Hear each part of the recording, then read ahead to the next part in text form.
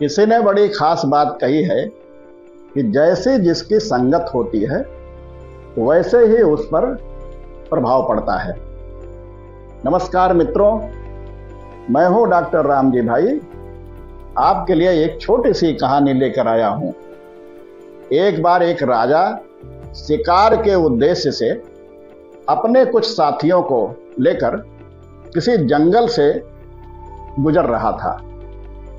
काफी देर हो गए थे घूमते घूमते, पर कहीं दूर दूर तक शिकार नजर नहीं आ रहा था।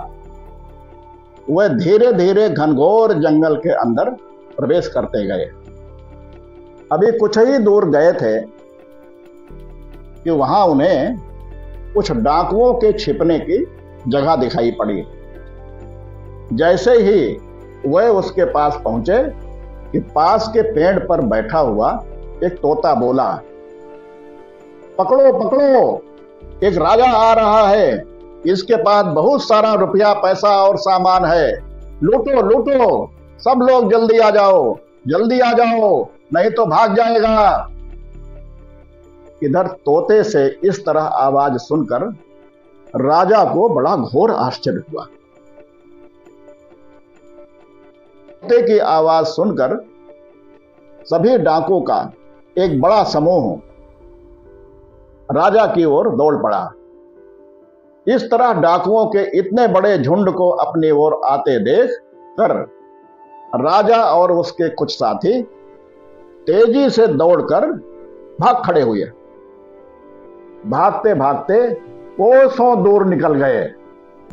वहां पहुंचने पर सामने एक बड़ा विशाल छायादार पेड़ दिखाई पड़ा।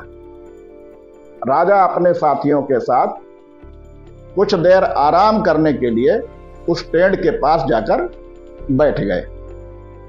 जैसे ही उस पेड़ की छाया में बैठे, उसी समय उस पेड़ पर बैठा हुआ एक तोता बोल पड़ा, आओ राजन, हमारे साधु महात्मा के कुटिया में आपका स्वागत है, सम्मान है, अंदर आइए, पानी पीजिए और थोड़ी देर यहां बैठकर विश्राम कर लीजिए।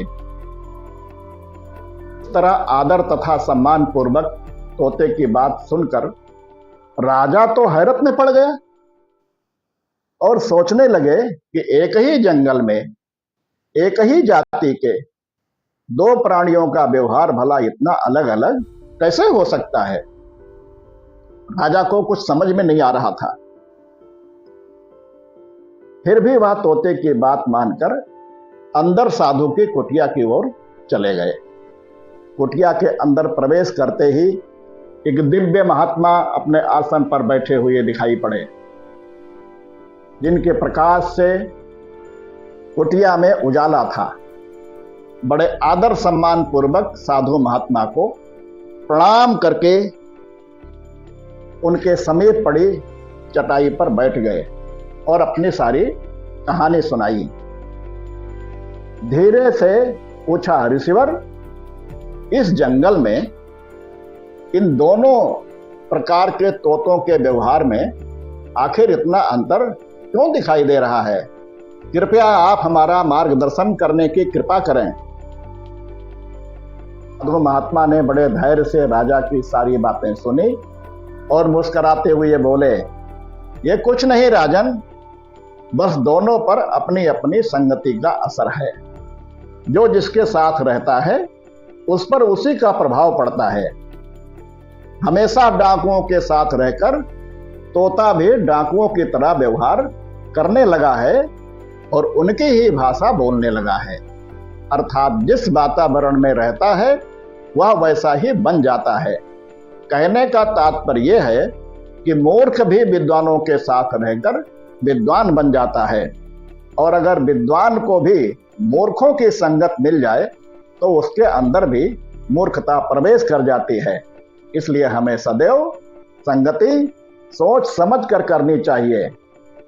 ऐसे फिर एक नई कहानी सुनने के लिए आप इस चैनल को लाइक एवं सब्सक्राइब करें तथा अधिक से अधिक लोगों तक शेयर करें। अगली भेंट होने तक सभी को नमस्कार।